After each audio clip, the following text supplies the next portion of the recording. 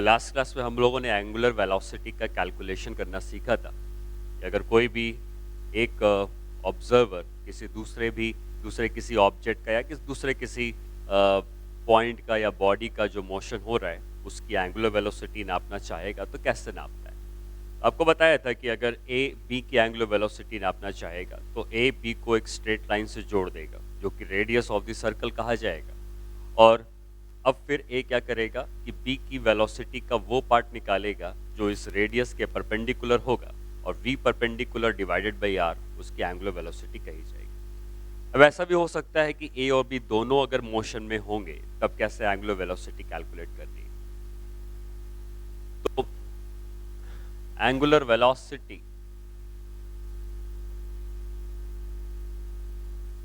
When both A and B are in motion। जैसे for example मान लेते हैं कि एक A दिया गया है और एक B दिया गया है।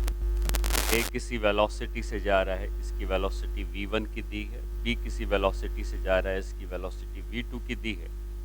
और ये दिया है कि अगर हम A और B को एक स्ट्रेट लाइन से जोड़ देते हैं तो ये एंगल यहाँ पे हमको θ1 दिया है, ये एंगल हमको θ2 दिया है। अब हमसे ये पूछा जाएगा कि A अगर B की एंगुलर वेलोसिटी कैलकुलेट करे तो कितनी आएगी। जैसा मैंने पहले भी बताया है कि A B की एंगुलर वेलोसिटी निकाले या B A की एंगुलर वेलोसिटी निकाले, दोनों की वैल्यूज सेम आती हैं, डायरेक्शन भी सेम आता है, तो इससे कोई फर्क नहीं पड़ता कि कौन एंगुलर वेलोसिटी कैलकुलेट कर रहा है। लेकिन हाँ, जो भी एंगुलर वेलोसिटी कैलकुलेट करता है वो खुद को रेस्ट में रखता है तभी एंगुलर वेलोसिटी कैलकुलेट कर सकता है। तो सबसे पहला काम ये होगा कि अगर हम A के हिसाब से B की एंगुलर वेलोसिटी निकालें या B के हिसाब से A की एंगुलर वेलोसिटी निकालें तो A और B को जो लाइन जोड़ेगी उसको हम लोग रेडियस कहते हैं। ठीक है, ये रेडियस R का यूज होगा और V परपेंडिकुलर बाय R करना होगा। क्योंकि V परपेंडिकुलर बाय R करना है तो आपको ये समझना है कि हमें A और B दोनों की वेलोसिटीज के वो कंपोनेंट चाहिए होंगे जो कि इस R के परपेंडिकुलर होंगे। तो इसका कंपोनेंट अगर हम लिखते हैं तो v1 sin θ1 आ जाएगा और इसका कंपोनेंट अगर हम लिखते हैं तो v2 sin θ2 आ जाएगा। इस लाइन के अलोंग के कंपोनेंट्स की जरूरत नहीं है क्योंकि एंगुलर वेलोसिटी में वो वाला पार्ट नहीं आता है, सिर्फ इस रेडियस के परपेंडिकुलर वाला पार्ट आता है। अब अगर ए बी की एंगुलर वेलोसिटी कैलकुलेट करेगा तो ए को खुद को रोकना पड़ेगा, तो ए रेस्ट में माना जाएगा और अब वो बी की वेलोसिटी कैलकुलेट करेगा in the perpendicular direction. Relative motion में हमने ये सीखा था कि जो भी एंगुलर वेलोसिटी को कैलकुलेट करता है वो खुद को रेस्ट में मान लेता है। तो अगर ए बी की एंगुलर वेलोसिटी कैलकुलेट करेगा तो ए रेस्ट में आ जाएगा और हमने रिलेटिव मोशन में ये सीखा कि जो भी रेस्ट में आता है वो अपनी वेलोसिटी दूसरे वाले को दे देता है जिसको वो देख रहा है, और जिस तरफ ये जा रहा होता है उसके अपोजिट डायरेक्शन में वो बी को वेलोसिटी दे देगा। हम मान के चलते हैं कि v2 sin θ2 ज़्यादा है, v1 sin θ1 कम है, तो अगर a ने खुद को रोक लिया तो अपना v1 sin θ1 इसको नीचे दे देगा और इसके पास v2 sin θ2 पहले से ऊपर था, तो इसके पास अब नेट कितना बचेगा, क्या कह सकते हो आप, अब नेट बचेगा v2 sin θ2 जो ऊपर था वो तो रहेगा ही, लेकिन इसका v1 sin θ1 अगर नीचे दे दिया गया तो इसके पास बचेगा माइनस v1 sin θ1 और इसी को हम कहते हैं v परपेंडिकुलर। ठीक है, ये v परपेंडिकुलर होता है। अब अगर हमें एंगुलर वेलोसिटी निकालनी है तो ये वेलोसिटी ऑलरेडी इसके परपेंडिकुलर है तो इसको v परपेंडिकुलर कहा जाएगा और हम ये कह सकते हैं कि angular velocity of b calculated by a is equal to v perpendicular by radius r, और v परपेंडिकुलर कितना है, v2 sin θ2 minus v1 sin θ1 divided by radius r। ये हो जाएगी एंगुलर वेलोसिटी जो कि b की कैलकुलेट की गई है, a ने कैलकुलेट की। हालांकि a भी b की कैलकुलेट करता तो सेम वैल्यू आती, कोई अंतर नहीं आता, लेकिन अगर दोनों मोशन में होंगे तो ये तरीका हम यूज करेंगे। जब कोई भी एक दूसरे की एंगुलर वेलोसिटी कैलकुलेट करेगा तो खुद को रोक लेगा और अपनी वेलोसिटी दूसरे को दे देगा। कौन सी वेलोसिटी, वो वेलोसिटी जो कि इन दोनों को जोड़ने वाली लाइन के परपेंडिकुलर होगी, सिर्फ उसी वेलोसिटी को हमको कंसीडर करना है। इस लाइन के अलोंग वाली वेलोसिटी से कोई फ़र्क नहीं पड़ता है और फिर ऐसा करके हम v परपेंडिकुलर निकाल कर रेडियस अगर पता होगा तो हम एंगुलर वेलोसिटी निकाल सकते हैं। नेक्स्ट पार्ट पे हम जब आते हैं तो हम अब ये समझते हैं कि एंगुलर एक्सेलरेशन क्या होता है। एंगुलर एक्सेलरेशन देखो, अगर यूनिफॉर्म सर्कुलर मोशन होगा तो एंगुलर वेलोसिटी कांस्टेंट होगी और जब एंगुलर वेलोसिटी कांस्टेंट होगी तो कोई भी एक्सेलरेशन नहीं होगा। लेकिन अगर कोई एक्सेलरेशन आ जाता है तो उसकी एंगुलर वेलोसिटी कांस्टेंट नहीं होती है, वो बदलने लगती है। तो अगर हमको डिफाइन करना है कि एंगुलर एक्सेलरेशन क्या है, तो एंगुलर एक्सेलरेशन का हम रिप्रेजेंट करेंगे अल्फा से और इसकी यूनिट होती है रेडियन पर सेकेंड स्क्वायर। ठीक है, डिफाइन कैसे करते हैं? हम डिफाइन करते हैं कि जो एंगुलर एक्सेलरेशन होता है ये D omega by D T के बराबर होता है। किस रेट से ओमेगा चेंज हो रहा है, इससे हमको एंगुलर एक्सेलरेशन अल्फा मिलता है। ठीक है, और अगर एंगुलर एक्सेलरेशन है तो ओमेगा की वैल्यू कांस्टेंट नहीं रहेगी। जैसा कि हमने रिलेशन लास्ट क्लास में सीखा था कि v is equal to omega into R होता है। अगर हम दोनों साइड यहाँ पे डिफ्रेंशिएट कर दें तो dv by D T is equal to D omega by D T into R. जिस रेट से ओमेगा बदल रहा है वो तो एंगुलर एक्सेलरेशन है, और जिस रेट से उसकी स्पीड बदल रही है, ध्यान देना ये वेलोसिटी नहीं, हम स्पीड ले रहे हैं। ठीक है, वेलोसिटी जब लेंगे तो मैं आपको बाद में बताऊंगा, अभी स्पीड की मैं बात कर रहा हूँ। तो अगर जिस रेट से उसकी स्पीड बदल रही है, क्योंकि सर्कुलर मोशन में डायरेक्शन तो हमेशा बदलता रहता है, अभी मैं फिलहाल सिर्फ उसकी स्पीड के बदलने की बात कर रहा हूँ। सर्कल में घूमते हुए उसकी स्पीड बदलती जा रही है, और जिस रेट से स्पीड बदलती है इसको हम कहते हैं टेंजेंशियल एक्सेलरेशन। और जो रिलेशन आता है वो आता है a is equal to R alpha, लेकिन आप ध्यान रखना मैंने at लिखा है, जिसको हम कहेंगे टेंजेंशियल एक्सेलरेशन। ये एक्सेलरेशन टेंजेंट की तरफ होता है और इस एक्सेलरेशन का काम होता है स्पीड को बदलना। ठीक है, तो v is equal to omega R से a is equal to R alpha मिलता है, जहाँ पे at का नाम होता है टेंजेंशियल एक्सेलरेशन। आगे हम जब जाएंगे तो सेंट्रीपिटल एक्सेलरेशन भी आएगा, उसको हम बाद में सीखेंगे। अभी मैं टेंजेंशियल एक्सेलरेशन के बारे में बता रहा हूँ। ये टेंजेंशियल एक्सेलरेशन है और इसका काम क्या होता है, इट चेंजेस स्पीड। जो पार्टिकल सर्कल में घूम रहा है उसकी स्पीड बदलता है। और अल्फा आपको पता है कि अल्फा एंगुलर एक्सेलरेशन होता ही है, जो कि हमने पहले भी सीखा है, पहले आपको बताया मैंने। इसका एंगुलर एक्सेलरेशन है और ये क्या करता है, इट चेंजेस एंगुलर वेलोसिटी। ये एंगुलर वेलोसिटी को बदलता है जो एंगुलर एक्सेलरेशन होता है। अब देखो, अगर हम इन सारी बातों को जो हमने अभी तक सीखा है इस बात को समझें, या जो भी मैंने आपको बताया it is equal to R alpha, तो होता क्या है, अगर कोई पार्टिकल सर्कल में घूम रहा है तो हो सकता है कि इसके पास कोई ना कोई स्पीड हो, और अगर ये किसी स्पीड से सर्कल में घूमेगा तो सर्कल में घूमते हुए एंगल भी कवर करेगा। तो मैंने यहाँ पे ओमेगा लिख दिया। ओमेगा का काम है कि इसके एंगल को लगातार बदलना, और वी का काम है जिसको सर्कल में घुमाना। और अगर radius of the circle R के बराबर है तो रिलेशन क्या होता है, रिलेशन होता है v is equal to omega into R.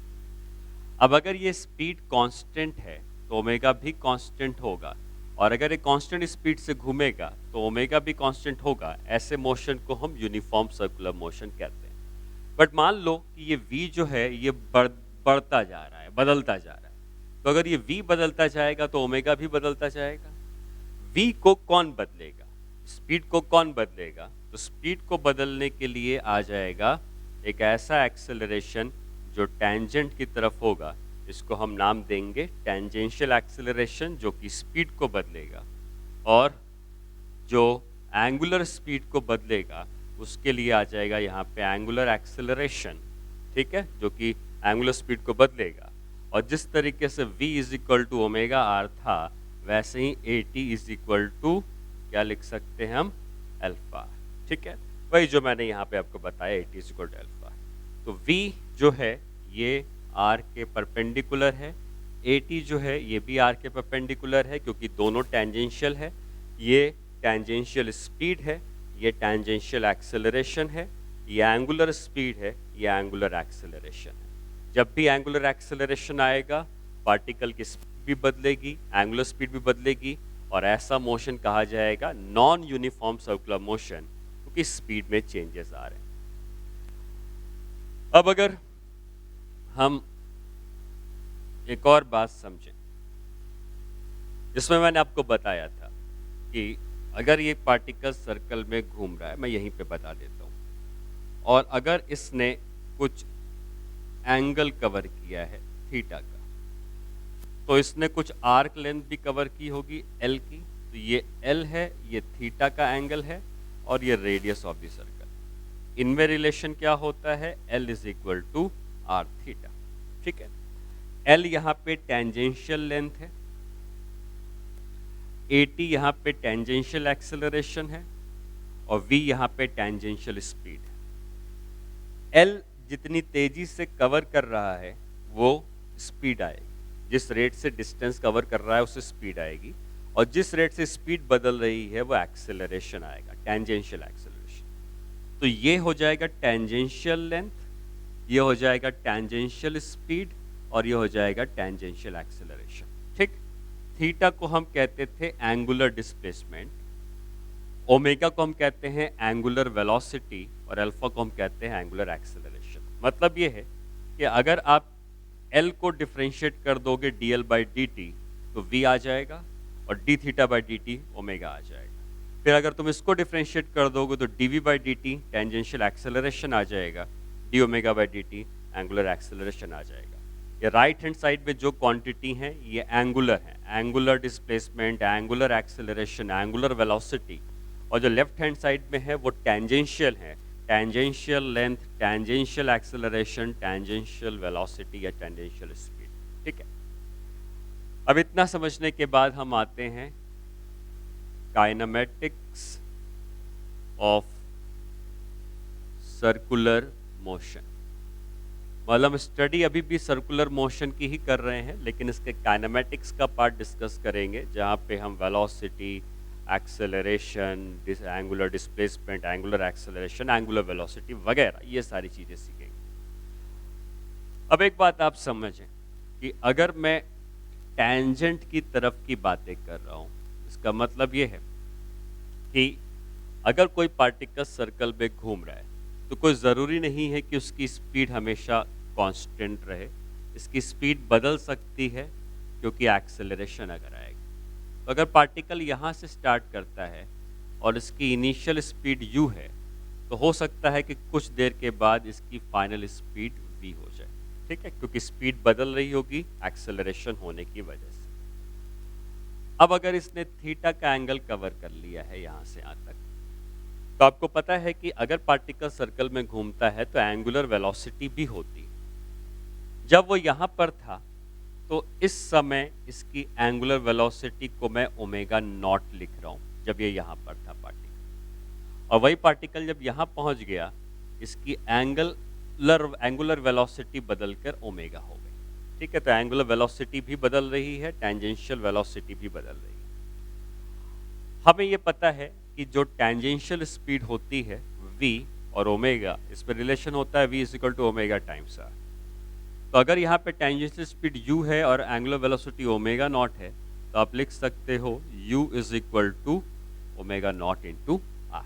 ठीक है, जो कि हमने v is equal to omega लिखा है, u is equal to omega naught into r। और यहाँ के लिए हम लिख सकते हैं कि स्पीड जब v है तो एंगुलर वेलोसिटी ओमेगा है, तो v is equal to omega into r। ठीक है, तो किसी भी समय की अगर आपको स्पीड पता है तो उस समय की एंगुलर स्पीड के संग उस समय की स्पीड का उस समय के एंगुलर स्पीड के संग ये रिलेशन आप कभी भी लिख सकते हो। बाकी बात आती है कि जब इसने थीटा का एंगल कवर किया है तो इसने यहाँ से यहाँ तक कुछ दूरी भी कवर करी है, जिसको मैं टेंजेंशियल लेंथ कह रहा हूँ। और हमेशा याद रखना कि टेंजेंट की तरफ एक एक्सेलरेशन है, ये एक्सेलरेशन हमेशा टेंजेंट की तरफ होगा, ठीक है।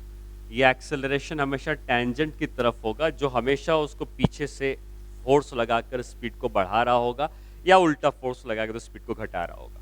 तो एक तरीके से टेंजेंशियल एक्सेलरेशन इसको हमेशा मिलता रहेगा। काइनेमेटिक्स में हमने ये पढ़ा था कि अगर ये टेंजेंशियल एक्सेलरेशन कांस्टेंट है, ये एक्सेलरेशन जो है ये कांस्टेंट है for constant tangential and angular acceleration. अब टेंजेंशियल एक्सेलरेशन कांस्टेंट है तो एंगुलर एक्सेलरेशन भी कांस्टेंट होगा। क्यों होगा? क्योंकि आपको पता है कि A T is equal to alpha into R होता है। अगर इसको हमने कांस्टेंट माना है तो अल्फा भी अपने आप कांस्टेंट हो जाएगा और radius of the circle R के बराबर रहेगा, ठीक है। तो हम बात कर रहे हैं कि जब कांस्टेंट एक्सेलरेशन हो गया। काइनेमेटिक्स में हम लोग पढ़ते थे यूनिफॉर्मली एक्सेलरेटेड मोशन, तो ये भी यूनिफॉर्मली एक्सेलरेटेड मोशन कहा जाएगा। यूनिफॉर्मली एक्सेलरेटेड मोशन का मतलब एक्सेलरेशन का कांस्टेंट होना। और हमने वहां पढ़ा था v is equal to U plus A into T. Final velocity is equal to initial velocity plus acceleration into time. यहाँ पर बस अंतर यह है कि मोशन सर्कल में हो रहा है, तो हम यहाँ पर इसको फाइनल स्पीड कहेंगे, v फाइनल स्पीड कहेंगे, u इनिशियल स्पीड कहेंगे, a यहाँ पर टेंजेंशियल एक्सेलरेशन होगा क्योंकि यही एक्सेलरेशन स्पीड को बदल रहा है, और t जो होगा वो टाइम होगा, ठीक। सेम रिलेशन अगर हम एंगुलर वेलोसिटी के लिए लिखें तो v को मैं लिख सकता हूं ओमेगा इंटू आर, u को लिख सकता हूं ओमेगा नॉट इंटू आर, और at को लिख सकता हूं अल्फा इंटू आर। तो अगर आप देखोगे कि रेडियस का टर्म सब में आएगा जो कि कैंसिल हो जाएगा, और अगर हम v को लिखते ओमेगा आर, u को ओमेगा नॉट आर, तो ये रिलेशन बन जाता omega is equal to omega naught plus alpha into T.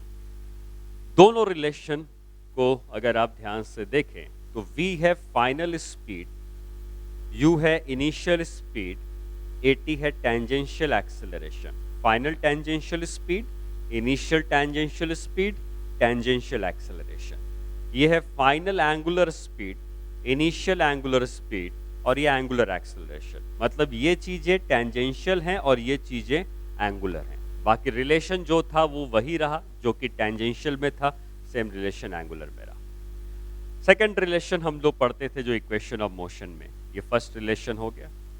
Second relation हम जो पढ़ते थे वो होता था s is equal to U T plus half A T square. वहाँ पे s डिस्प्लेसमेंट होता था, बट यहाँ पे थोड़ा सा अंतर ये है कि ये पार्टिकल अगर सर्कल में घूम रहा है तो हमें उसका डिस्प्लेसमेंट नहीं चाहिए, हमें ये चाहिए कि उसने टेंजेंशियल डायरेक्शन में कितनी लेंथ कवर करी है।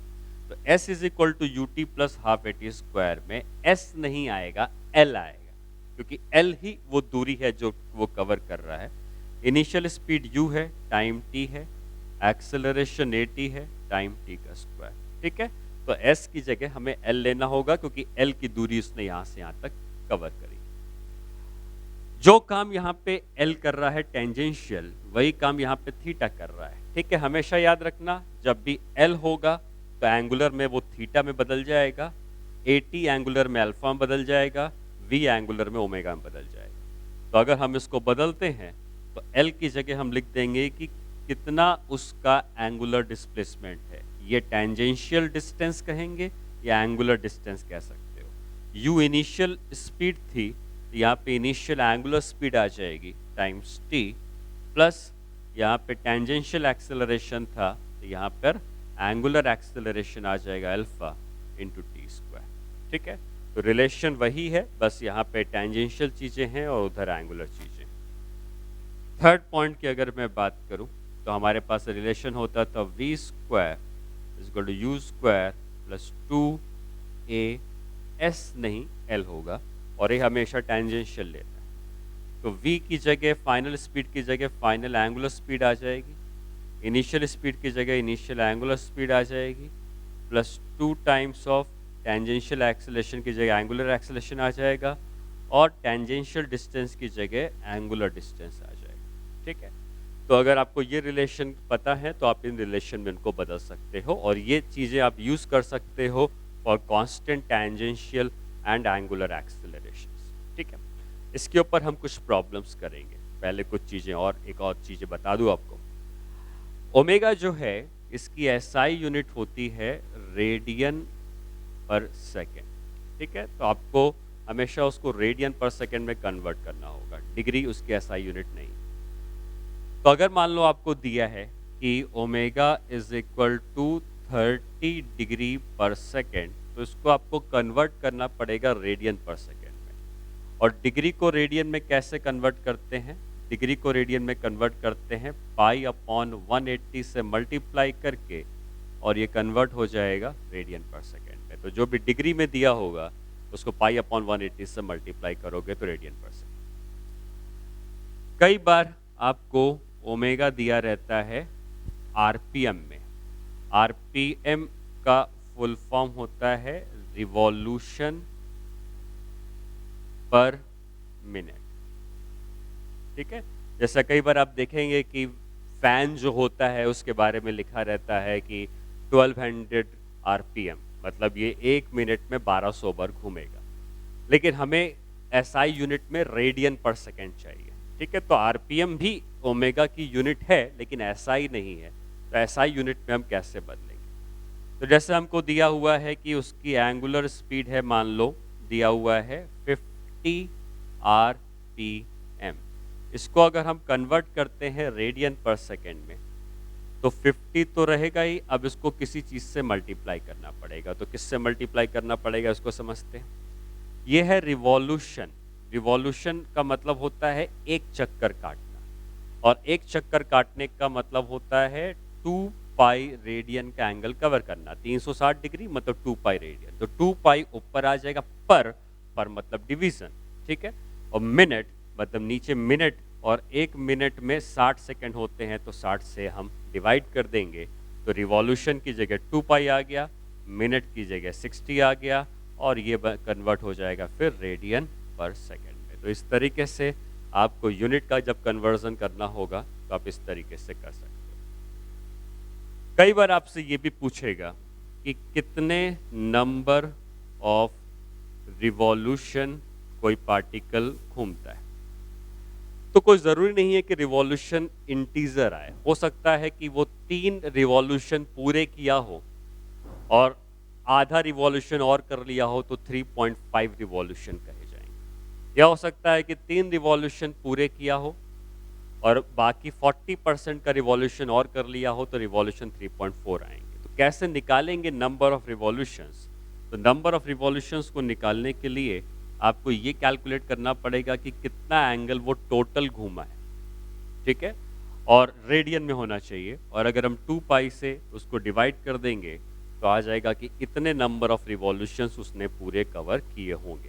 ठीक है, तो ये नंबर ऑफ रिवॉल्यूशंस निकालने के काम है। अब इतना अगर हम समझ गए हैं तो कुछ क्वेश्चंस इसके ऊपर हो जाए। जैसे मान लो पहला क्वेश्चन ये है, a particle starting with initial speed of 4 metre per second. Unit से समझ में आ जाएगा कि वो स्पीड है या एंगुलर स्पीड है। तो अगर मीटर पर सेकेंड है तो वो स्पीड होगी, रेडियन पर सेकेंड है तो एंगुलर स्पीड होगी। A particle starting with initial speed of 4 metre per second in a circle of radius 2 meters have the constant angular acceleration of 2 radian per second square। हालांकि लिखा है angular acceleration, और unit से भी हम पता लगाते कि एंगुलर एक्सेलरेशन नहीं है 2 रेडियन पर second square. Find its angular speed after 10 second and also find the angular displacement. ठीक है, तो पार्टिकल सर्कल में घूम रहा है और क्या क्या इंफॉर्मेशन दिए हैं अगर हम उसको नोट करें तो हम ये कह सकते हैं कि हमको दिया है कि इनिशियल स्पीड 4 है तो u की वैल्यू 4 लिख सकते हैं। ठीक है, रेडियस 2 मीटर है तो रेडियस अगर कहीं ज़रूरत पड़ेगी तो रेडियस 2 मीटर लिख दिया हमने। ठीक है, और जो भी टेंजेंशियल चीज़ें दी हैं इधर लिखेंगे, एंगुलर चीज़ें दी हैं इधर लिखेंगे। ठीक है, तो u इतना हो गया 4 और अल्फा हमको दिया है, ओमेगा नॉट हमको नहीं दिया है। ठीक है, हमको v भी नहीं दिया है, या एक काम करो जो दिया है उसको लिखो। हमें यह दिया है कि उसके पास एंगुलर एक्सेलरेशन है 2 रेडियन पर सेकेंड स्क्वायर। ठीक, ये हमको दिया और हमसे पूछा क्या गया है और टाइम दिया है। टाइम कितना है 10 सेकेंड। टाइम तो दोनों के लिए सेम है, चाहे आप टेंजेंशियल जाए या एंगुलर जाए। और हमको पूछा गया है कि फाइनल एंगुलर स्पीड क्या है और कितना एंगल घूमा है। जैसे कि मैंने आपको काइनेमेटिक्स में भी बताया था स्ट्रेट लाइन मोशन में कि आपको कोई भी इक्वेशन में 5 अननोन होते हैं टोटल। ये जो भी इक्वेशन हमने लिखी v is equal to U plus A T L is equal to U T, इसमें 5 अननोन होते हैं और इसमें से अगर आपको 3 पता है तो 2 अपने आप निकल जाएंगे। हमको 2 पता है लेकिन एक्चुअली तीसरा भी पता है, क्योंकि अगर हमको u पता है, इनिशियल स्पीड पता है, तो इनिशियल एंगुलर स्पीड निकाल सकते हैं। कैसे निकाल सकते हैं? हम ये लिख सकते हैं कि u is equal to omega naught into R. ठीक है, लिख सकते हैं जैसे v is equal to omega R होता है, इसे u is equal to omega naught R.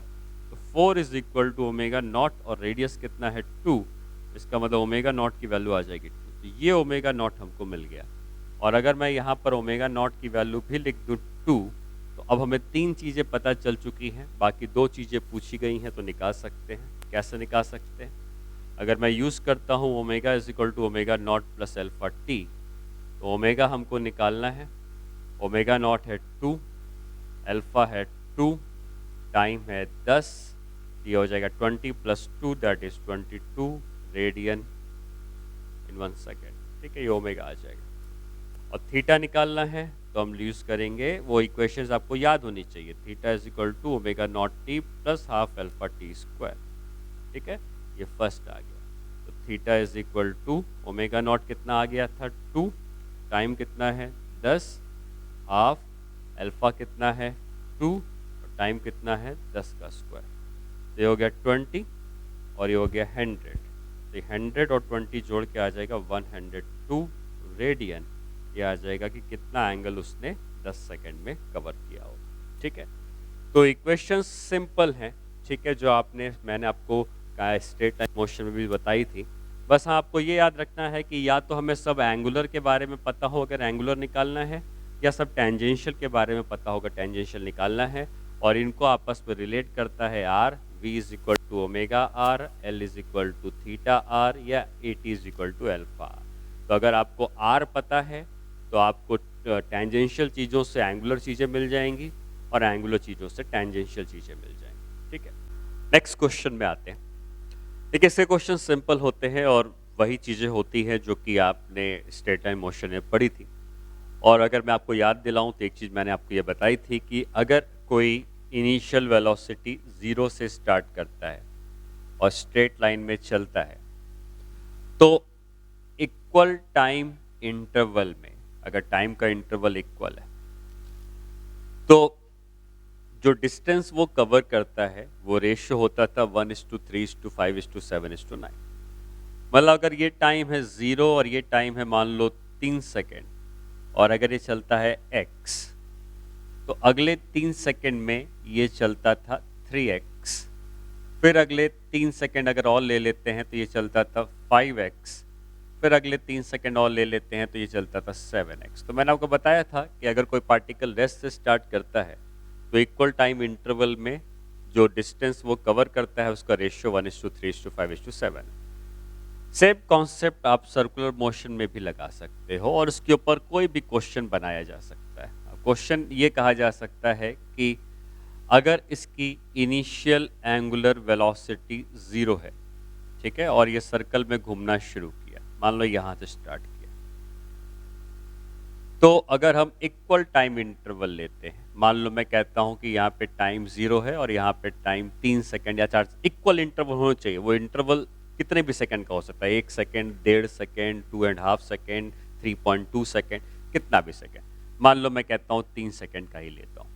तो अगर इसने यहाँ से यहाँ तक जो एंगल कवर किया है वो थीटा का किया है, तो अगले 3 सेकंड अगर आप और ले लेते हैं, जिससे कि 6 सेकंड हो जाएंगे, तो ये जो एंगल कवर करेगा ये 3 थीटा होगा। मतलब x से 3x तो थीटा से 3 थीटा। फिर अगर हम सेम टाइम इंटरवल मतलब 6 के बाद 3 सेकंड और तो 9 सेकंड, तो ये एंगल जो कवर करेगा ये 5 थीटा। मतलब अगेन जो रेशियो होगा 1:3:5:7।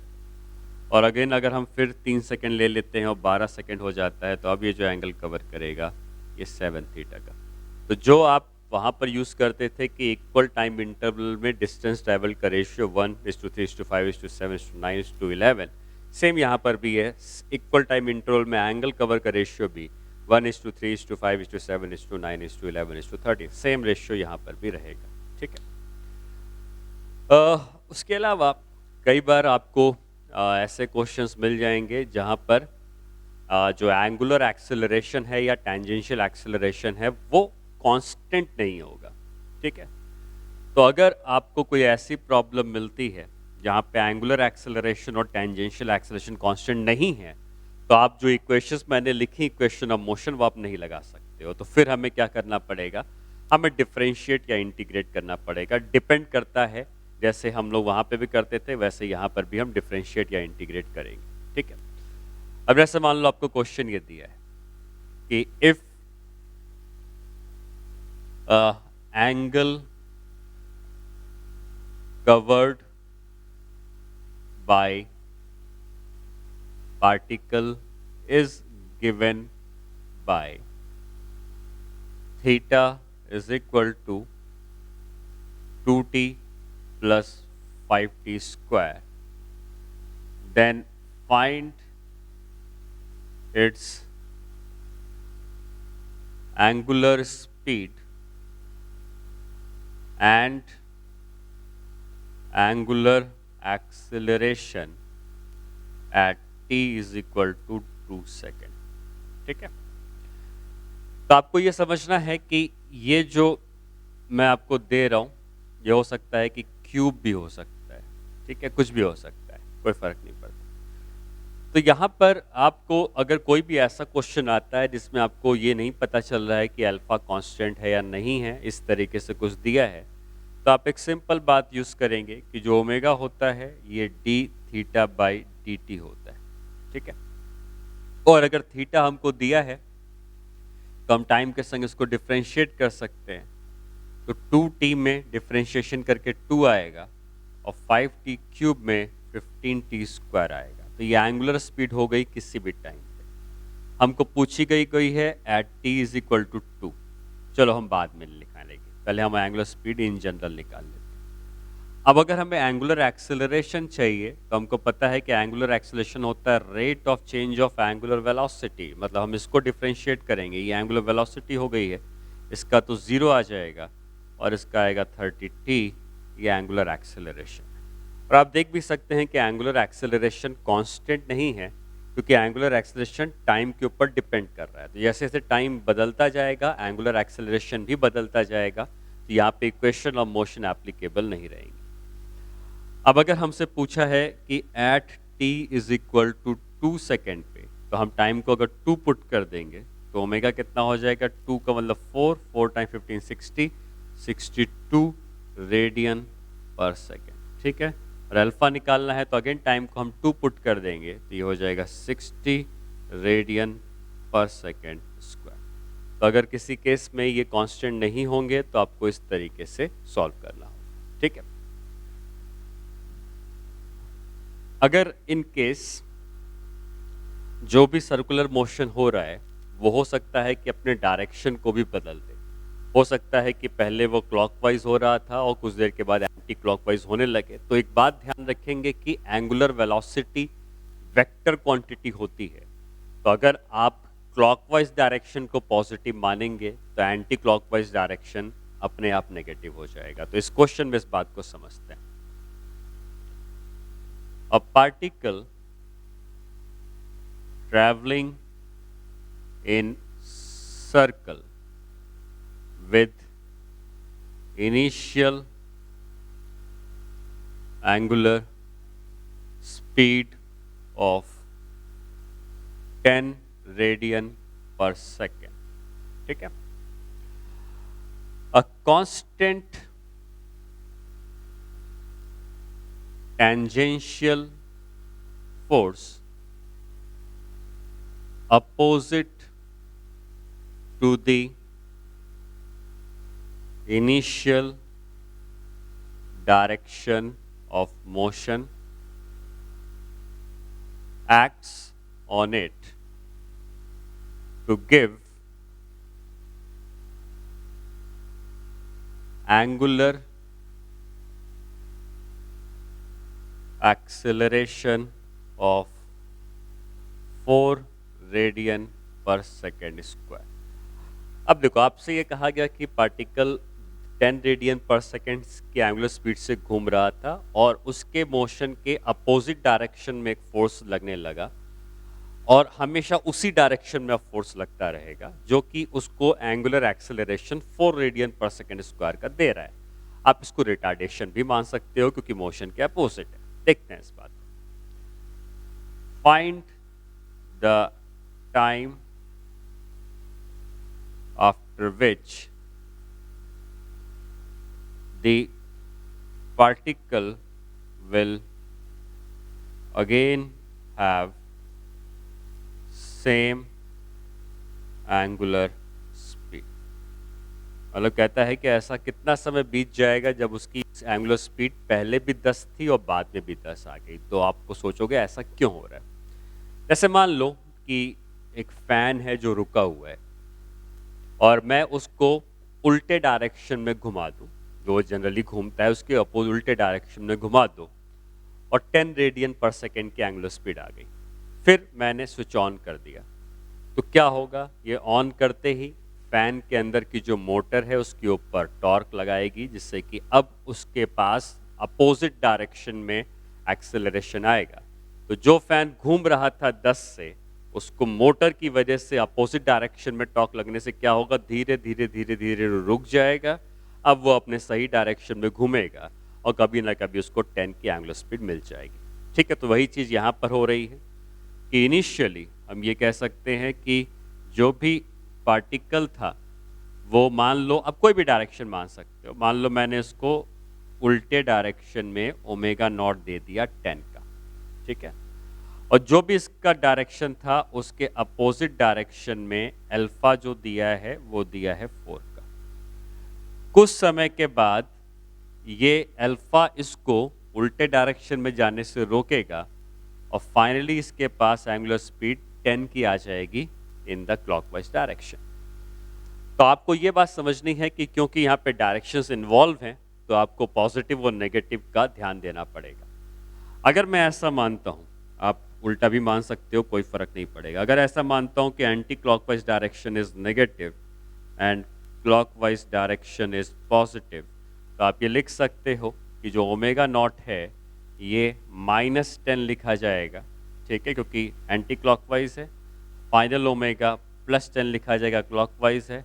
एंगुलर एक्सेलरेशन 4 लिखा जाएगा, +4 क्योंकि क्लॉकवाइज है, क्लॉकवाइज पॉजिटिव है। और हम यूज़ कर सकते हैं omega is equal to omega naught plus alpha T. तो ओमेगा की वैल्यू हो गई 10, ओमेगा नॉट की -10, अल्फा की 4, टाइम की टी। तो टाइम आ जाएगा 20 डिवाइड बाई 4 मतलब 5 सेकेंड। तो 5 सेकेंड के बाद उसके पास वही एंगुलर स्पीड आ जाएगी जो उसको पहले दी गई थी। ठीक है, तो इस तरीके के क्वेश्चंस में जहाँ पे डायरेक्शन इन्वॉल्व है, आप वहाँ पर इस बात का ध्यान रखेंगे कि एंटी क्लॉकवाइज और क्लॉकवाइज पर हमें ध्यान देना पड़ेगा। फिर हम आगे ये समझते हैं कि जो घड़ी होती है, जो एनालॉग क्लॉक होती है जिसमें नीडल सुइयाँ होती है, इसको हम कहते हैं minute hand, second hand, hour hand. तो ये सब सर्कल में घूमते हैं और अगर ये सब सर्कल में घूमते हैं तो इनकी भी कुछ ना कुछ एंगुलर स्पीड होगी। हाँ, हालांकि इनकी एंगुलर स्पीड कांस्टेंट होती है क्योंकि कांस्टेंट एंगुलर स्पीड से सर्कल में घूमते रहते हैं। तो अगर मुझे कैलकुलेट करनी है angular speed of second hand of clock,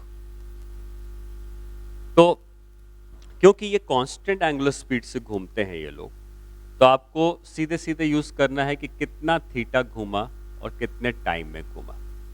तो एक चक्कर की ही बात कर लेते हैं। सेकेंड हैंड एक पूरा चक्कर जब काटता है तो वो कितना एंगल कवर करता है? 2 पाई के बराबर का एंगल कवर करता है, पूरा घूमकर 12 से शुरू किया, घूम के वापस 12 तक आ गया। और इतना एंगल कवर करने में उसने टाइम कितना लगाया? सेकेंड हैंड है तो पूरा घूम के जब वापस आता है तो क्या 1 मिनट या 60 सेकंड का समय बीत जाता है? तो इसको मैंने 60 लिख दिया, तो ये आ जाएगा पाई बाई 30 रेडियन पर सेकेंड। ये सेकेंड हैंड की जो घड़ी होती है उसकी एंगुलर स्पीड। उसी तरीके से अब हम अगर एंगुलर स्पीड निकालें कि angular speed of minute hand of clock, minute hand of the clock, तो minute hand of the clock में अगेन हम यूज करेंगे कितना एंगल कितने टाइम में घूमा। तो कितना एंगल घूम जाता है? मिनट हैंड का भी एक चक्कर की बात करें तो 2 पाई रेडियन का एंगल वो घूम जाएगा, और 2 पाई रेडियन का एंगल घूमने में उसको कितना समय लगेगा मिनट हैंड को?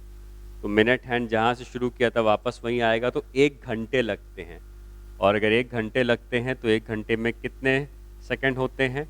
1 घंटे में हो जाएगा 60 इंटू 60, तो मतलब हो जाएगा पाई अपॉन, यहाँ बचेगा 30, 1800 रेडियन पर सेकेंड। ये इसकी एंगुलर स्पीड हो गई, ठीक है।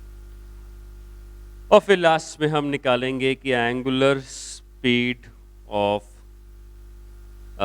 Our end of the clock. तो आवर एंड ने कितना एंगल कवर किया? अगेन 2 पाई का एंगल कवर किया, कितने टाइम में? तो आप समझ सकते हो कि उसको 12 घंटे का समय लगता है। आवर एंड को 12 से, अगर मान लो किसी भी जगह 12 है तो घूम के वापस 12 आने में 12 घंटे का समय लगता है। तो 12 घंटे इंटू 60 इंटू 60 आप कह सकते हो, ठीक है। तो यहाँ पे इसकी जो वैल्यू, आप चाहो तो इसको 12 आवर में ही अगर छोड़ दो तो ये हो जाएगा pi by 6 radian per hour, ठीक है। Pi by 6 radian per hour, पर सेकेंड में कन्वर्ट करना है तो 60 इंटू 60 से और डिवाइड कर देंगे तो पर सेकेंड में कन्वर्ट हो जाएगा। तो इस तरीके से आपको तीनों हैंड की जो एंगुलर स्पीड होती है वो पता होनी चाहिए, ठीक। आज हम लोगों ने काइनेमेटिक्स का पार्ट पढ़ा है, ठीक है। काइनेमेटिक्स का पार्ट कुछ नया नहीं है, जो भी आप स्ट्रेट लाइन मोशन में पढ़े हो वो सब कुछ यहीं पर आ जाता है। बस वहाँ पर हम लोग स्ट्रेट लाइन में करते थे, यहाँ सर्कल में करते हैं, बाकी कोई भी अंतर नहीं है क्वेश्चन करने के तरीके में। नेक्स्ट क्लास में हम लोग डायनामिक्स के पार्ट में आएंगे। डायनामिक्स के पार्ट में आने के पहले मैं आपको एक और चीज़ बताऊंगा जिसमें हम लोग सेंट्रीपिटल एक्सेलरेशन के बारे में सीखेंगे। अभी तक जो भी एक्सेलरेशन हमने सीखा था वो टेंजेंशियल एक्सेलरेशन है, लेकिन सर्कुलर मोशन में एक और एक्सेलरेशन आता है जिसको हम सेंट्रीपिटल एक्सेलरेशन कहते हैं। तो सेंट्रीपिटल एक्सेलरेशन क्या होता है, कैसे इसको कैलकुलेट किया जाता है, कैसे इसको यूज़ करना है, ये सारी बातें हम लोग सीखेंगे। और एक बार सेंट्रीपिटल एक्सेलरेशन हम सीख लेंगे अच्छे से, तब जाकर हम लोग डायनेमिक्स का पार्ट स्टार्ट कर पाएंगे, ठीक है।